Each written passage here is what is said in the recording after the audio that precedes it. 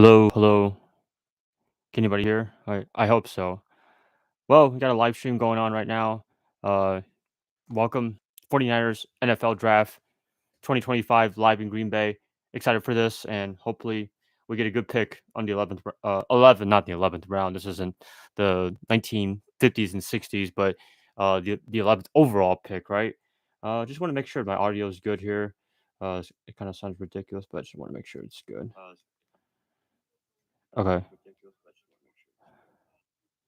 Okay. All right. It's under my microphone. I just wanted to make sure that it wasn't under a anything weird or anything like that. So yeah, the draft is coming up. A few more minutes. We're gonna hear all the boos from Roger Goodell. Cam Ward's probably gonna be the number one overall pick. 99.9% chance that happens, and we'll see what happens for the next few picks. Travis Hunter is a big one. Shador Sanders. Anybody that's in Colorado. Uh, who else is there's another quarterback. I don't remember off the top of my head right now, but yeah. How hope you're doing well. If you're listening to this, watching this, I'm doing well. Some things in my personal life. Did come back from Florida. Went to Universal and Disney World. I know, right?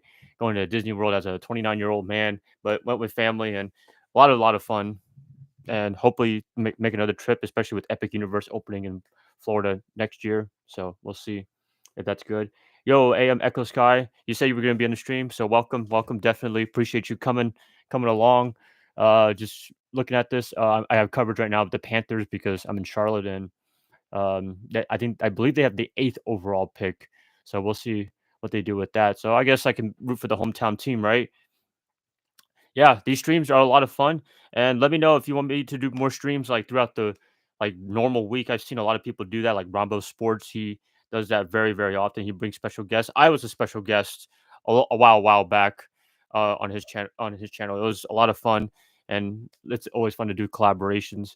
So maybe throughout the week I could do like a live stream, and if you guys have questions, I can answer whether it's football or even personal life, but preferably football because it is a football channel. But hey, if you want to ask any questions about me, I can do my best to answer for you guys as much as possible.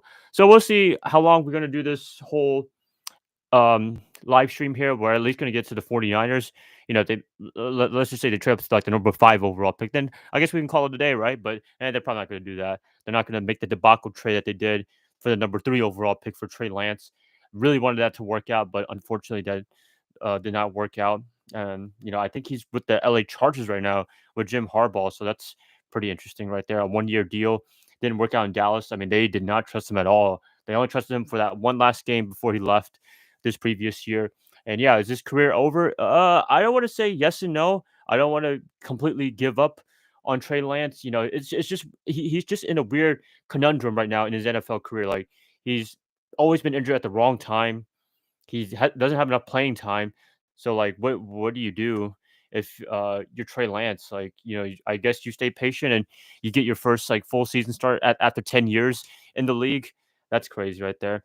Um, well, I'm rooting for him. I wish him the best, but I don't know, man. I mean, he just had some very unlucky circumstances with the 49ers. When he got injured in, I believe, 2023 or 2022 is when he got hurt for the first two games. Then Jimmy Garoppolo came. Then our boy Brock Purdy came after Jimmy got hurt, and that's how all this even happened. I mean, if Trey or Jimmy G was able to stay healthy that year, that Brock Purdy took the team to the NFC Championship game, then I don't even believe Brock Purdy would be a conversation for the 49ers if just even one of them was healthy. So the cards just came at a perfect time for Purdy. Happy for him. And did anybody, including myself, thought that he was going to be a really good quarterback for the 49ers? Absolutely not. Absolutely not. I thought he was just going to be a guy that's just going to be a camp arm and he'll move on to another team and maybe just be a decent starter. But hey, he's done wonders for the 49ers, already took us to the NFC Championship game, already took us to the Super Bowl. We got some more coming up, right? Yep, the draft is starting. I'm pretty sure you guys are watching right now. Luckily, it's on ABC because in previous years, like long time ago, I think before COVID, like all of it was on ESPN. And it was really hard to watch, so I had to kind of like just watch it on my phone. But now it's on ABC for the past few years. It's been easy to watch, and I'm glad that the NFL and ESPN made a deal to stream it on ABC because it gets more viewers. Not everybody has cable TV. I personally don't have cable TV. I have more streaming services than cable, but hey, I mean, streaming is the name of the game, right? Hey, look at the NFL draft. If you're watching right now, Green Bay, Wisconsin, that's a ton of people right there at Lambeau Field. I mean, as I said in my previous video just now, everybody's got to make a trip to Green Bay, Wisconsin to go there for a dream, as a NFL fan in general. Oh, wow, there's a lot of people there. Travis Hunter, yep, that's another big guy that everybody's looking forward to in this draft. Abdul Carter, I've heard of him, edge rusher. We're probably not going to get him if that's what you're looking for. That's not going to happen. So let's see. There's a lot of Packer fans. I mean, not surprising at all. And for like normal people like us that mostly live like in bigger cities and in California, it's a big trek to go to Los Angeles. From Los Angeles or from San Francisco, from in my case Charlotte to all the way to Green Bay, Wisconsin, just to attend an NFL draft. But hey, a lot of people are from all walks of life are there, and it's a big event and just keeps getting bigger and bigger and bigger, which I think it's great personally. I mean, I kind of miss the intimate setting from like in the 2000s where it wasn't as many people, but I think as a spectacle event, I think it's pretty good and a lot of entertainment. You can see a lot of good things, trades and stuff like that, and it gets magnified even more, even more pressure if you're the top overall pick for this upcoming year or any years for the past few ones when they started making this a world tour. Essentially, last year was, I believe, in Detroit, which was really good. That was cool. One year was in Kansas City, so they're moving around, and maybe one day in Charlotte we can get an NFL draft event or just a Super Bowl in general. Maybe one day we'll get one of those big sporting events. That'd be awesome right there for the city of Charlotte. But I don't know if you guys know anything about Charlotte, but we're in a weird spot. I like a lot of people. I think outside of Charlotte think it's a big city. Personally, I always think it's a small town.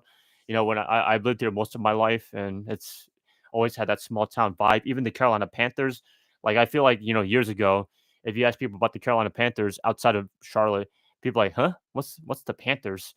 But hey, I mean, they've had some good years. The 2015 Super Bowl year with Cam Newton. They had Chris McCaffrey. If you didn't forget, if you didn't forget about that. Um, that was good years with Christian, but he always got hurt with the Panthers because they had a terrible team. But now he's with the 49ers, and so far, minus last year, he's been a big success for the team. And Roger Goodell is coming out right now with the bike and probably getting booed. Let me see. Let's see what's going on. But honestly, I think getting booed is like an honor in the NFL by the commissioner, by any commissioner. You're getting booed by the fans. Well, I mean, he has kind of like, I don't want to say soften the game, but he's kind of like, player safety is important. Don't get me wrong. It just feels like it's too much safety. Football is going to have its inherent risk.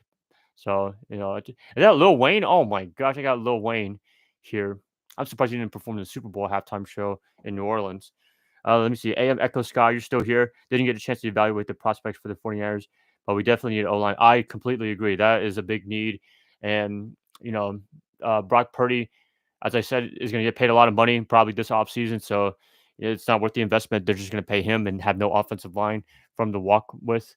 So, I hope they find somebody in the draft. They've just been very allergic with offensive linemen. Like they've either had to find somebody in free agency. They did hit home with Aaron Banks a few years ago, but with Trent Williams, they got a trade for him. That was awesome right there. But they haven't really drafted too many O linemen that are like homegrown or like a high top draft pick.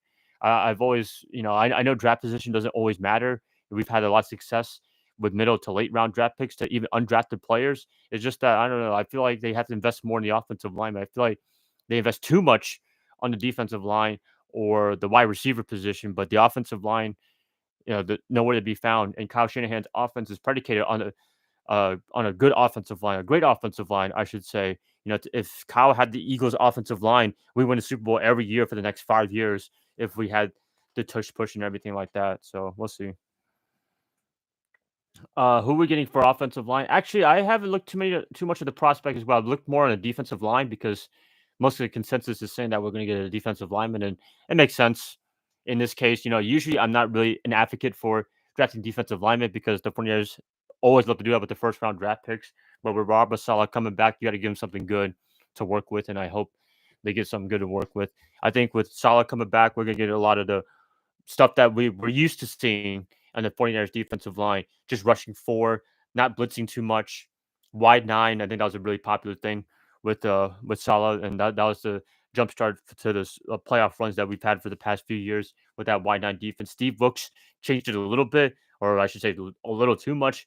Nick Sorensen was just kind of baffling. I didn't kind of understand what he was doing on the defensive side of the ball. The past two coordinators, I wanted to show promise, but they didn't really deliver on anything, honestly. And Steve, I understand he had a great Super Bowl game against Kansas City, but I don't know. I think it's just the frustration that the players had with Steve, and was it warranted? I mean, I think a lot of people outside of San Francisco would say no. I think people in San Francisco, it's kind of like on and off. I'm more of the consensus that I think it was a good thing that they had to move on. It's not that Steve is a bad coordinator. It's just that I don't think that the players and Kyle Shanahan gelled with him like they thought that they were going to when he left Carolina and got this job after D'Amico Ryan's left. So I wish it would have worked out because Steve, he looks like a great dude, a great coach, and very knowledgeable man. But it's just I guess his personality and Kyle's personality didn't really mesh really well, and he had to leave. And do I believe he was scapegoated? I don't think so because if he had a great year all year long, consistent great defense that year that we went to the Super Bowl in 2023, I believe he'd still be our coordinator right now. But with all the inconsistencies at that time, because a lot of people that are casual 49er watchers, not fans, but just people following the team, they think, oh, we have a really good record, but I don't know. If you look under the microscope, it wasn't a perfect team. I would say I thought it was a little bit worse than the one that we made it to 2019. That was a little bit more dominant. It was just the injuries at that time. All right, let's see what's going on with the draft.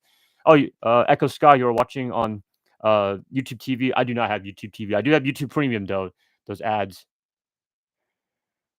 Let's see. The Titans are on the clock. We pretty much know who they're picking. That is the no-brainer choice right there. Mr. Cam Ward. The Titans, they do need a quarterback definitely because Will Levis, as much talent as he has for the team, it's just that he turns the ball over too damn much, and they just got to move on and hopefully he does good things for them for Tennessee in the future. Tyler Lockett did sign with Tennessee, so I believe in that. He knows that they're going to be drafting him. Makes total complete sense. So yeah, we'll see in 9 minutes and 20 seconds, but they're probably clocking in right now. All right, let's see. Let's see.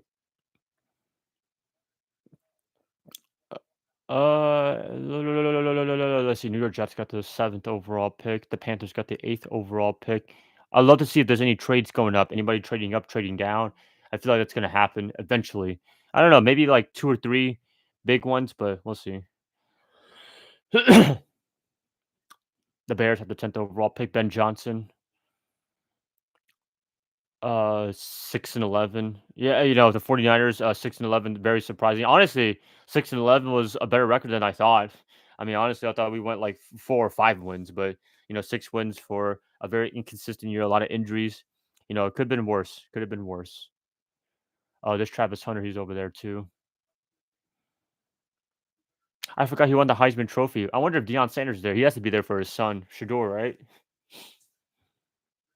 I don't know. I feel like Shador is going to be either a very high first round pick or like a very like low first round pick, like in the 20s. But we'll see.